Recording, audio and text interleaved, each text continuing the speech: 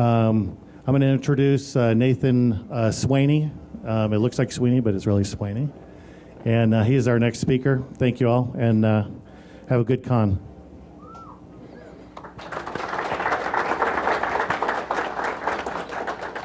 All right. Well, thanks for coming, everybody. Find the right spot to stand. Before I get started, I wanted to talk a little bit to get an idea just who's in the audience. So I'm curious, how many people are full-time red team? That's what you do. Okay. How many people are full-time blue team? Okay, get out. I'm just kidding. What about how many people use phishing regularly on a regular basis? Okay, good number. So I like cooperative, collaborative, whatever you want to call it, conversation style speaking. So if you have questions, raise your hand, stand up, heckle me, whatever. Don't necessarily hold them till the end. If you think what I'm saying is stupid or wrong, throw it out there and let's talk about it. I may have even, my hometown newspaper when I was growing up had a little thing like on one of the back pages that said, you know, we know some people just like to find mistakes, so we put a mistake in here somewhere. If you can point it out to us, that'd be great. So if you find something that I spelled wrong or whatever, throw it out there. So this casting with the pros, the idea of this talk is based on tips and tricks of things that we can do to make phishing more effective. You know, we all have a goal that we're trying to get across, something we're trying to do when we fish. So I just kind of wanted to provide some stuff based on my experiences over the years of doing phishing for a wide range of clients. And I don't know how it looks out there. I think it'll be fine, but my slides are kind of compressed. We were trying to figure out the whole resolution thing. So if things look weird, I apologize. We'll figure it out as we go. So this is me. I'm a security consultant with a company called Secure Ideas. We do offensive testing, general consulting. We do a lot of training, stuff like that. This is my crew. It's not really, it's a family I rented at some local church, had a deal. You can donate and get a family to take a picture on Easter. I'm also one of the members, I'm one of the organizers of the B-Sides OK organizer teams. Anybody from Oklahoma here? Good. They all said they were going to come and heckle me. I wasn't sure if that would happen or not. But I think it's one of the best B-Sides in the country. You know, whatever. At Sweaney is me on Twitter. I've got a great story of how I confiscated that from a neo-Nazi. I'll tell that some other time. And then I'm also the only Nathan Sweaney in the world, so if you can figure out how to spell my name, I'm pretty much an open book. You can find all kinds of information about me. But at Secure Ideas, we do a lot of testing, a lot of pen testing, a lot of red team stuff, a lot of different things for really, really big customers, you know, Fortune 50 type customers, and we do stuff for really small customers. And so we've had a lot of experience over the years in seeing the good, the bad, the ugly, what works, what doesn't, and that sort of thing. So that's kind of my goal for this talk. The obligatory agenda slide. I kind of broke this down into 4 main sections. We're going to talk about campaign design, right? As you're setting up your fish, some considerations, things to take into consideration for designing, targeting, who we're actually sending the fish to, how to select the best people, how to do all that, infrastructure setup, things you'll need, and then some tips and tricks on bypassing defenses and having stuff be successful. So before we get into that, though, I want to talk about why phishing. Why send phishing? It works. You saw my slides. So I will tell you, too, you know, I come at this from a corporate perspective. I know that there's a lot of people that are maybe on the other side of the ethical discussion of, you know, hey, we're sending phishing because we're a bad guy and we're trying to get somebody to join our botnet or whatever. I don't have that experience, so I'm definitely not going to come at it from that. I think my advice probably still fits in those scenarios, but there may be some differences. When I look at phishing, I'm looking at it from a perspective of I'm trying to help test the security controls of a company. I'm trying to figure out, okay, how do we simulate what a bad guy is actually going to do so that we can protect people, right? So that we can make things better. So why phishing? Because meatware is vulnerable, right? There's lots of other talks about software and hardware and how to fix those. The meatware is always going to be vulnerable. People are always going to be, I used to say people are always going to be the weakest link. What I've discovered over time, and this is an extra, this has nothing to do with talk, people can be the weakest link, or they can be one of the greatest assets, one of the greatest security controls. If you properly train your people and help them understand that they are a target, help them understand what their role is, use things like phishing attacks to train them as part of a more comprehensive user awareness program, what you'll find, and we've seen this at large organizations that do it well, is that as soon as those attacks start happening, your meatware starts triggering, and they can notify you. That allows the blue team to respond faster. And so ultimately, from my perspective, the goal of the red team is to make the blue team better. So that's one of the reasons. Also, recent breaches. How many recent breaches started with some type of phishing? I don't know stats. I don't like stats. Stats can be used for anything. But if you look at a lot of the large breaches, a lot of them start with some type of social engineering attack. They're going after users. We figured out it's not like 20 years ago where we could just pop some server on the external network and then get into the internal. So we want to be able to, as much as possible, simulate actual attacks that are happening. User awareness training, kind of already talked about that, trying to make things better. There's a lot of people that do phishing just as hey, we're going to send this phish to the whole organization. We're going to do this quarterly, monthly, semi-annually, whatever. And then they never do anything with it, right? You go get your know before license and you're all excited and you send phishes and it pisses people off and whatever. And you get to have something you can show the executives of, look, here's how bad we are and why you need to give me more money. But a lot of people don't take it the next step of saying, okay, this should be part of the education program. We want to, as part of our user awareness training, explain to people, hey, here's this phish we sent, here are the results. And be able to show, over a 3-month, 6-month, 12-month period, here's how things have gotten better. Here's how people are getting better educated. And then also, executive impact. I tell people sometimes, like when we're consulting, sometimes you need a hammer, right? They may pay you $80,000 to $100,000 a year, and you say the same thing over and over and over again.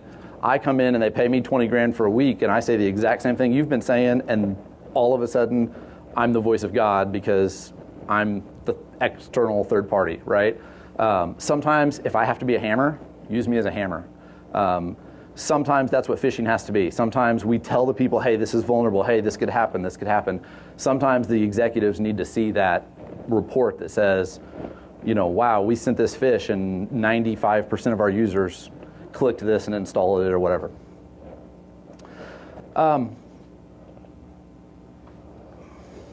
Sorry, I took notes and I don't always remember what they're about. One thing we got to keep in mind is that phishing is sexy, phishing is fun, it's exciting, any kind of red team stuff a lot of times is really cool. It's really easy to get lost in the sexiness. It's easy to get lost in the, hey, look what I can do, and lose track of the, here's why I'm doing this. And so you're going to hear me say a lot through this talk, you got to think about what your goal is, think about what your purpose is, what are you trying to accomplish with this test, and that should focus everything else you do. So in this talk, I'm also going to talk about some of the latest, greatest executable payloads, the coolest, amazing things you can do. Not really. There are lots of other talks of, this exploit or that thing, how to bypass this. We're going to talk around some of that. This is not a talk where I'm going to tell you, hey, here's this amazing new thing you can do with Word to bypass everything, and it's awesome. The reason is that stuff changes all the time. And as part of a red team engagement, part of that is understanding that you have to keep up with what's going on. You have to be able to know, hey, here's this technique that was discovered, and maybe it's useful for 2 weeks or 6 weeks or whatever before, the AV companies start to block it or the anti-spam people start to block it or whatever. So anyway, moving on. Let's get into the actual exciting stuff. So campaign design. One of the most important things that we need to do as part of phishing is just look through, try to think of different things that we can use to get people to do something. I'm going to walk through some different areas, and I want to talk about goals. What is the org hoping to get? Whether it's you internally that is doing the phishing, whether it's you're doing it for a third party or whatever, you need to think through what is your goal, what are they trying to get out of it.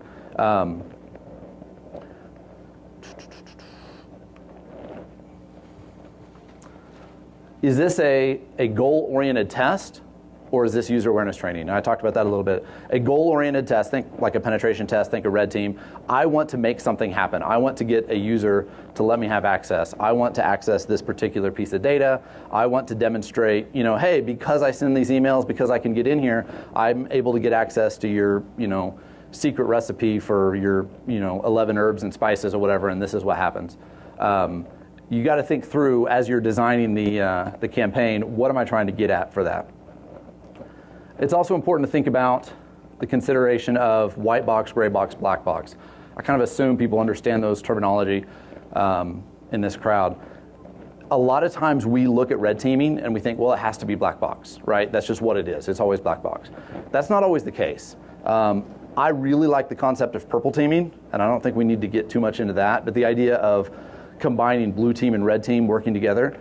In a lot of your phishing scenarios, if you have conversations either directly with the blue team or with other people in the organization and talk about, okay, what are the actual security controls in place? What do we want to test? Sometimes you may want to do an actual full black box test to be able to simulate, here's what an attack would look like. We know nothing. This is what's going on. Most organizations are not ready for that. How many people feel confident that your organization's blue team is mature enough and ready enough and they'll block your testing and you don't have to worry about anything getting through? Anybody? I know we have 2 customers that I can think of offhand, both extremely large customers. Probably 95% of the tests we send them, they block, or at least they catch it within 15 minutes. Those guys, black box test really, really works because they're wanting unannounced, they're doing stuff right all the time, every day. Most people are not ready for that. The vast majority of people, you've got controls in place, the controls break, things don't work, people don't do what they're supposed to do. Let's test the actual controls and not waste our time trying to just say, hey, look at this cool new thing I did, and nobody knew about it. And that flows into the idea of levels of simulation, right? As a red team, we're trying to simulate an actual attacker. So there are different levels of simulation that you want to do. What are the security controls you have in place? Anti-spam, anti-malware, content filtering, users responding and detecting and reporting something. Those are all different types of controls you have in place. So you need to think through as you're designing your campaign, okay, this particular control, how am I going to test that? Sometimes it makes sense to do different levels of simulation and say, hey, we're going to send these emails and we're going to generate a bunch of different emails and we're going to do like A/B type testing. Does everybody know what that is? A/B testing, where you say, hey, here's this, and then we're going to modify it and have a slightly different version, modify it and have a slightly different version, and maybe we send 5 or 6, and then we see which ones get through. And then we use that to take that to the next round of testing and modify it a little bit more. That's very much a white box concept and not something most people consider with phishing, but sometimes it's the most appropriate for the organization. You also need to think about the desired outcome. So what are you trying to get your user to do? When I send this phish, my victim receives it, what do I expect them to do? What are examples? What would you expect out of a phish? What would you hope to see a user do? Somebody. Report it. Okay. Ideally, yes. Put on your black hat now. Think about it, the bad guy, right? Click a link, right? Clicks link to a malicious site. That was not a plant. Okay. Open an attachment. Wait. Download and execute a file. Good job. What else? Credentials. You're too far. What else? Remote access. Provide me remote access somehow. That kind of goes along with executing a file. It may not. Providing credentials was the next one, though. Good job. Nice. So what any others? Transfer money. Perform an action. I didn't actually get that on there. Dang, good job. You get a prize. What else? Compromise username and password with one of the links. Like, what do you mean? Like on a site, like they provide their credentials? Yeah, I kind of put that with credentials. We've got some examples of that. Anything else you can think of? Forward it. That's a good idea. I like that. Hold on, I got to tell a story. So we sent this file, and I'll give you an example of it later, to a company, and we had one guy, because a lot of times like they'll open it or whatever. It was a malicious Excel file. It connected back with Empire. This one dude opened it from like 6 different places. Like he opened it on his computer. It didn't work right. He sent it to his other work computer. He sent it home. He sent it to his wife. She opened it at her work. Like this guy was really, really excited to open the file, and you'll understand why here in a little bit. I'll tell you about what it is. But yeah, if you can do that, sometimes that's good. Sometimes you don't want that. Why would I maybe not want it to be forwarded to other people? Scope, that's a good point, right? You got to think about what's in scope for my testing. I don't want it to be opened at my wife's work computer, or my victim's wife's computer. What else? They know what's up, right? As soon as stuff like that starts getting forwarded around, it's much more likely to get forwarded to the blue team to say, hey, something's going on. This is not good. What else? No, what? Noise? What do you mean? Noise on the network. Like that's what you're trying to generate? Or is that what? That's why you don't want it forwarded. Right. What else? What did you say? Lower value target. Like if you're aiming for an executive, Yeah. That's a good point. Yeah. Providing information about the infrastructure. Yeah, getting feedback, stuff like that. You're saying as far as a desired outcome, like that may be something you're wanting to get. Yeah, I don't know if I included. I'll come back to that idea later. So, there are times when we're doing a test, and usually it's more of a larger social engineering engagement where we will use either voice calls, phishing or something else, just to get information to better forward into the actual phishing test that we're trying to do. So that's something, I've got a little bit more on that later, but that's a good thing. What's another desired outcome? I've got one more that nobody's mentioned. What's that? Positive targets, the global who are going to respond. Like trying to figure out who the positive targets are, I'm sorry. Yeah. You'll have some if you're phishing that don't respond or delete it. You'll have those who are reply to everything. So you're wanting to determine who's more vulnerable than others. Yeah, especially as part of a large scale, like, hey, we've got 1,000 employees, we're going to send this to all 1,000 and see which ones respond. That's build trust. That actually is on my list. That's not the next one, but building rapport. I'll come back to that. What? Say it again. I want them to reply to the message? Yeah, absolutely. Maybe I'm trying to build rapport. So cross-site scripting is one that nobody's thought about. What does cross-site scripting have to do with phishing? If you can craft a URL that looks legitimate, you can send it to your targets and they hover over the link and it's legitimate. Possible. Think about how many people are familiar with Responder? What if I have Responder? Okay, so if you don't know, there were several. Is anybody not familiar with Responder at all? Good. Okay. So Responder is and this is getting a little bit off topic, but it's an LLM&R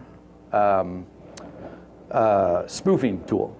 LLM&R, think like NetBIOS or similar to DNS. The idea is that when somebody's on the network and they say, I want to connect to this computer name, Windows will send out an LLM&R request or maybe a NetBIOS request and say, okay, who's got this? Where's this IP? What Responder does is it just listens on the local network, and when it sees those requests, it says, oh, yep, that's me. Here you go. Here's my IP. Connect back to me. And the reason that's cool is because then that computer that was requesting it will make some type of connection to the responder box. SMB, maybe it's an HTTP, maybe it's an LDAP connection, some type of connection back to your box. And as part of that, it'll pass along their NTLM credentials, which can then be forwarded to other servers. It's a great way to you do SMB relay. There's lots of other talks you can read about that. But here's what's cool. If I've got a responder box listening somewhere on your network, I don't always get connections back to it. Sometimes it's hard to get those NTLM authentication requests. But if I send a phishing email to a sysadmin with a link that has cross-site scripting or whatever, basically I can do different things that will, maybe you have cross-site scripting on an internal portal site, Or maybe it's a page he normally goes to and he trusts. He goes to that page. The cross-site scripting then can send a request back to my responder, and I can get grab his hash basically, or forward it through. So again, you're thinking through like not just a simple, hey, I want him to do this one thing, but maybe I'm trying to chain it together as part of another attack. Establishing rapport was brought up by a couple of different people. The idea of I want to get somebody to think about something. I want to get them to do something. I want to get them to trust me. Does anybody listen to Darknet Diaries, the podcast? It's a really fun podcast. I can't remember the gentleman's name. Does anybody know? Jack Rhysider, yeah. He does a really good job. Does it seem like he should be on NPR? Like he's got that NPR voice, right? It just like I listen to it, I'm like, this guy should be on NPR. He did a episode with Jack Hyde. She's not in here, is she? Okay, I thought that'd be odd. Does anybody know? Does anybody listen to that episode? Okay, so here's what happened. Like they set up. She was doing a red team for some organization in another country, and her and a coworker basically sent this email back and forth to themselves, talking about this trip. We're going down. We're going to go in this other country. It'd be really cool if we could meet some people from our own company there while we're there for this conference. Blah blah blah. And they built this whole chain back and forth, and then they forwarded it to some folks in the company that they were targeting. And there's all this chain and all this kind of trust built into it. They forwarded to these people and said, hey, we're going to be in your country. We'd love to meet you, blah, blah, blah. And they started building the conversation that way. There was nothing malicious in the email. They weren't trying to get them to do anything. All they were trying to do is start a relationship of saying, hey, we're going to be down there. Let's hook up. Let's talk. Let's do whatever. Eventually, once they got there, then they got the people in the other country, actually invited them into the company and did a tour of their office space and showed them in, and gave them the opportunity to like plug in a device on the internal network, stuff like that. That is part of more of a large scale social engineering, but that might be why you're using phishing. Any other examples you can think of? CSRF? Cross-site request forgery? Yeah, absolutely. Did I include that? I include that somewhere in my slides, and I don't remember where, but I'm going to tell you a great story. We're going to go impromptu here. So, shoot. All right, let's call this a friend DA, right? You guys know what that is? I think I can tell this story. Several years ago, I did a test of a large identity provider system, an identity and access management system. I won't say who they are, but it's 3 letters. This tool, I'm thinking like, hey, we're doing this web app pen test. These guys are huge. There's not going to be any. It's a security company, right? They're not going to have any flaws. Oh my gosh, the most unbelievable. It was like checking off the list of the OWASP top 10, right? Like, got it. This tool, the way it was designed is it interacted with Active Directory and allowed people to say, hey, this person needs added to this group, send the request. That would go to a team who has the ability to, the change management process. They could approve that and all this. So effectively, if I had access, could add somebody to the domain admins group with this tool. Well, what's really cool is the tool, as part of it, when a request was made, it would send an email to everybody that had the authority to do that thing or that was in that list. It would send them an email saying, hey, so-and-so needs to do this, blah, blah, blah. Click this link to authorize it. They would click the link, they'd go to the site, they would log in. So they had been teaching their people to receive these HTML emails with this link to go to this thing and do this. On top of that, this application had cross-site request forgery requests. So we were able to forge a link that would add a user to the domain admins group, send a phishing email to some of the admins.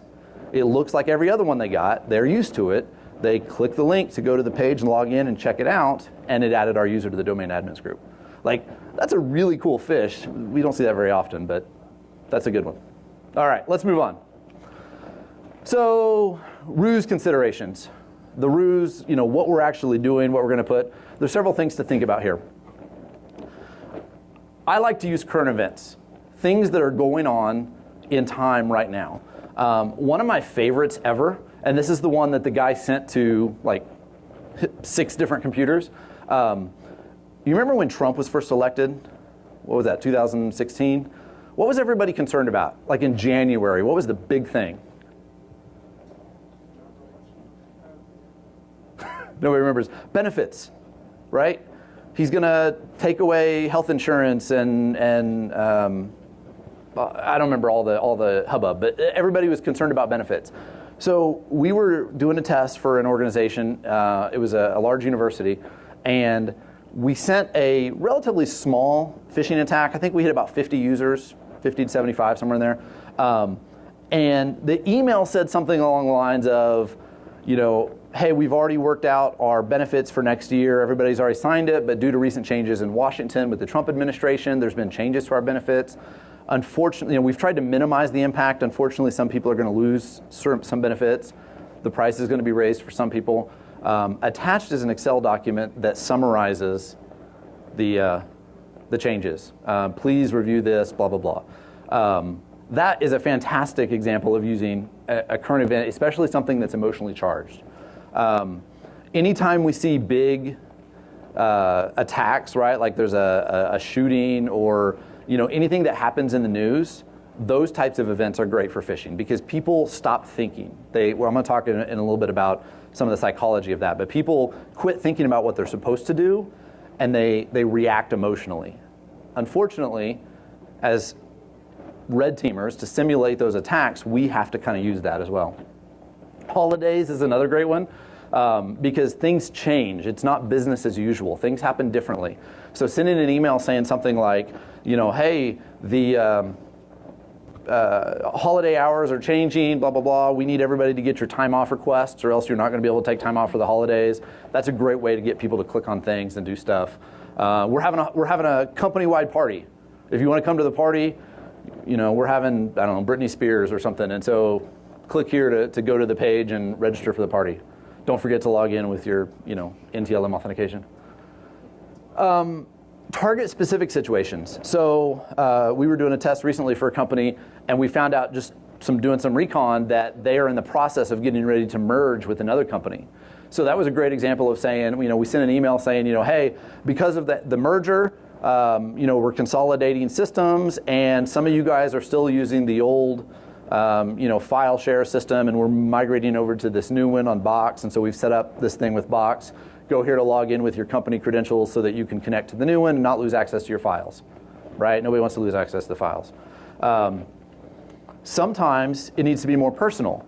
I had a coworker, an acquaintance, I guess, let's say that. He, doing some reconnaissance on Facebook, found I don't remember if it was the CEO or CTO or something like that. One of the executives found his wife's Facebook account. And the CEO's account didn't have any information. It was all locked up or whatever, but the wife's account was wide open. And so he was able to do a lot of reconnaissance and found, hey, here's where their kids go to school. So he set up an email address that looked like it plausibly could have been from the wife, emailed the guy and said, little Johnny just got kicked out of school. I'm so frustrated he got in a fight and I'm just pissed off. And here's the link from the school where the suspension, and you click the link and you need to install this Java applet so that you can view the file or whatever. All of those things, I'll come back to the psychology and stuff, but those are examples of target specific stuff. Sometimes existing technologies. That goes back to the example I gave earlier with the identity and access management tool, right? If you could find out what types of systems they use internally, you can use that against them. We did a test of one of the largest government agencies in DC. I get sick to my stomach just even sharing this. Very, very big company. We sent an email to all of their admins using the same emails they get from their benefits. They have like a third-party benefits provider that keeps track of time off and all those different types of requests. We sent this email saying, hey, you need to go here and log in and do this, blah, blah, blah, whatever. I think we got, of however many people we sent it to, we got 12 sysadmins that logged in to a third-party system, right? Because it wasn't even part of their network. It was a third-party external website, and we simulated that. They logged in with the same password that they used for their internal sysadmin stuff, and 2 of them were domain admin creds. Yeah.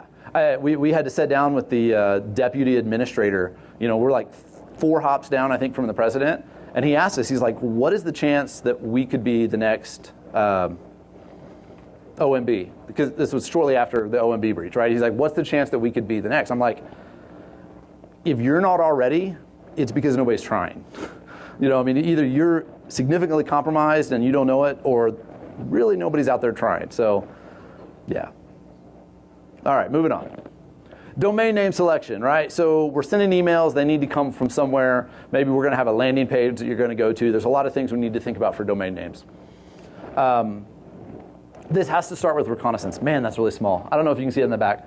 You need to learn what the customer is using. You need to learn what your target is what kind of systems they have, what kind of domain names they're already using.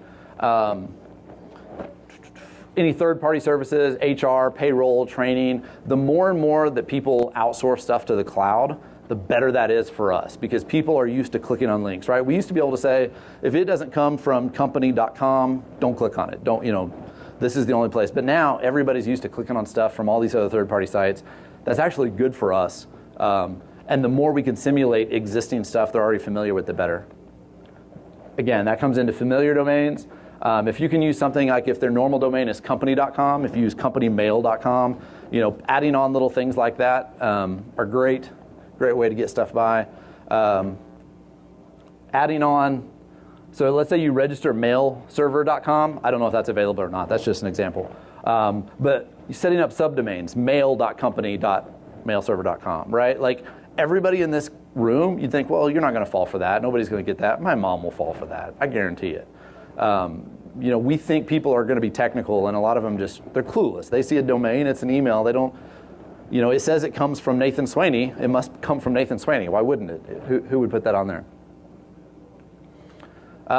Generic domains. We use a lot for our testing. We have stuff like mail-sender.com, event, what does that say? Coordinator.com, stuff like that. Domain-administrator.com. That may be one of our actual ones. I shouldn't have said that. Pretend that's not in the video. Stuff like that, right? People, you can use these. The thing you have to be careful of is, hey, you use this for a test now. Do you burn it? Is it done? Or is this something you can continue using? You got to think that through. Like, hey, what are we using these for? And what can we continue to use them for? Anybody else have any favorites you've used? Other examples? Service desk. Service desk. Yeah. Help desk type stuff. In the back. What's that? SPF records. Am I in trouble? No. Oh. Yeah.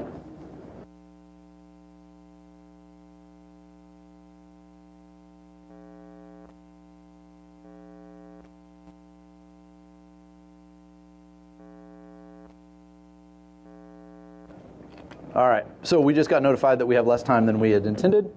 So we're gonna. It's all right. We're gonna get through it. Yeah, so think that through. Puny codes, sometimes they work, sometimes they don't. If you're not familiar what this is, when browsers started adding the ability to support Unicode, all of a sudden you got all these cool things. So like this right here is what the actual domain is, portal.xn-securityis-f7a, blah, blah, blah. But what it looks like in your browser is securityis.com with that weird little thing over the E. I don't know what that is. I'm American. I don't speak foreign languages.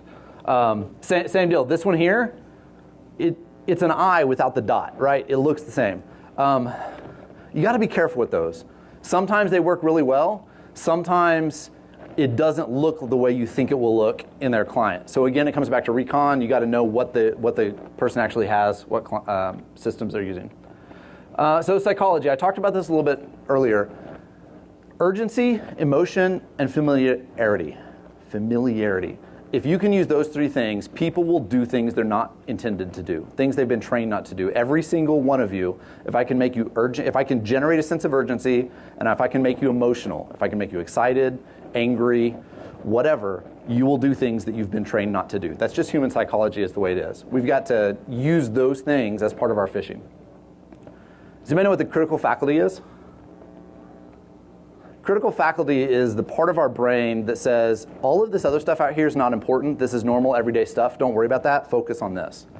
So we can use social engineering techniques to bypass the critical faculty and basically tell the user's brain, this is just a normal, everyday thing. Don't worry about it. Just click OK. That's what people do. And that's one of the things we need to consider. Things like Spellcheck. We've all gotten those emails that are like poorly spelled or the grammar is horrible, and you're like, how does this ever work? We notice those things. They stick out because it throws a ringer up in our critical faculty.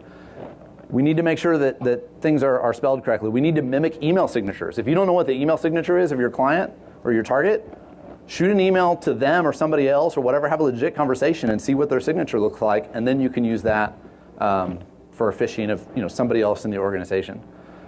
Realistic and similar domains, we kind of talked about that already. Context appropriate language. What's the appropriate type of language for this business setting, whatever the phishing target may be. And then existing conversations. I gave the example earlier with Jekide of the conversation, how they, if you send an email that's just a single email and nothing else, that's much more likely to be detected as spam. If you have a conversation going back and forth and back and forth and back and forth, and then you copy somebody else on it, nobody ever thinks about that. That's probably not spam. That's a legitimate thing, right? Things like that can bypass the critical faculty. This is a place to be evil, right? This is you put on your red hat and professionally evil, right? That's our trademark, but you all owe me 25 cents if you use it. But we get to be bad guys. We get to play around a little bit, but not too evil, right? Hey, Mr. Smith, there's been an active shooter situation at little Johnny's school. We can't get a hold of your son. Has he contacted you? Please let us know. For the most up-to-date information, please click this link and follow along, whatever. Like, yeah, it's a little bit too much. Don't go that far. We got to find that balance of we want to simulate an attack, but we also don't want to be jackasses. Can I say that? Sorry, what? What if it works? That's a good question. There may be legitimate places where it's okay to go that far, but most clients, I think, are probably going to be, that would be what we call a resume generating event when you send that email to their executive. Just saying. All right, so some examples. We're in the process of expanding our email storage capabilities. If you're receiving alerts that your inbox is full, please go here, blah, blah, blah. That works because everybody's inbox is always full. Everybody always wants more space. This is the example I gave earlier. Due to recent changes in Washington, our healthcare stuff's whatever. I've got a coworker who's a developer, and he set up a really realistic-looking site, openenrollment.com. I think we still use that, actually. Openenrollonline.com, that's what it was. We may not. This is a legitimate email from my uncle. He sent us a Christmas card or something, from Blue something or other, whatever. Like, people click this stuff. I don't even know what is on it because I didn't actually click it. But it'd be very easy to set up a site that opens up a Christmas card and runs whatever other stuff in Flash or Java in the background. You know how many people click that button? Like 99%. All right, targeting. We got to talk about the number of victims. Do we want to send it to one person? Maybe. If it's a very targeted, specific thing. Do we want to send it to a group, everybody? Those are things you need to think about. It comes back to remembering what's the goal, right? What are we trying to do? There are cases with user awareness. You want to hit everybody all at once. Other times, the more people you hit it, the more likely it is to be detected. So think that through. You also want to think about the response time. When are you sending this at lunchtime when nobody's going to be at their desk, and so you're only hoping to hit a couple of people? Are you sending it at 9 a.m. when most people are kind of sorting through their email already? Think about the response time of the blue team, right? Are you sending it at 9 p.m. When maybe nobody's in the office and stuff will get by except for that one guy who's doing work? The prairie dog thing. You got to know the atmosphere of your organization. You send that email and all of a sudden, hey, did you get this? Yeah, did you get that? Right? All of a sudden it's like, this is obviously, you're caught. They know what's going on. So you got to kind of understand that. There's no one size fits all. Every fish is a little bit different. You got to think through what you're doing. Victim types. These people are particularly vulnerable, mainly because they're used to interacting with outsiders. They're used to clicking links. They're used to opening documents. You can very easily craft stuff. Hey, did you get my resume? I sent it to you, blah, blah, blah, that sort of thing. Can you review this contract before we send it on? Whatever. There's also certain people who are particularly privileged: sysadmins, network admins, executives, help desk. Think through, like, as you're targeting, who am I looking for? I know I'm running through this stuff a little bit quickly, but I want to get to some of the other before. We got about 8 minutes. All right, so finding victims. LinkedIn is fantastic. Going through and scraping. There's a lot of tools you can use to do that automatically. One of the things, if you're going to connect to somebody with LinkedIn or Facebook or whatever, connect to their friends first, or the people they're connected to. Connect to the groups that they are in. And then when they get the invitation from you, they'll be like, oh, you're already part of this group. Here's something you didn't know, probably. In LinkedIn, if you export your contacts, it gives you the ability to export your contacts. It includes the email addresses, the personal email addresses of all of the people that you're connected to. How many people use a personal email for LinkedIn? I do. I don't use my work email. I have a personal one. So if you're connected to me on LinkedIn, you can export that and get my personal email address. It's not hard. It's nathan@sweaney.com.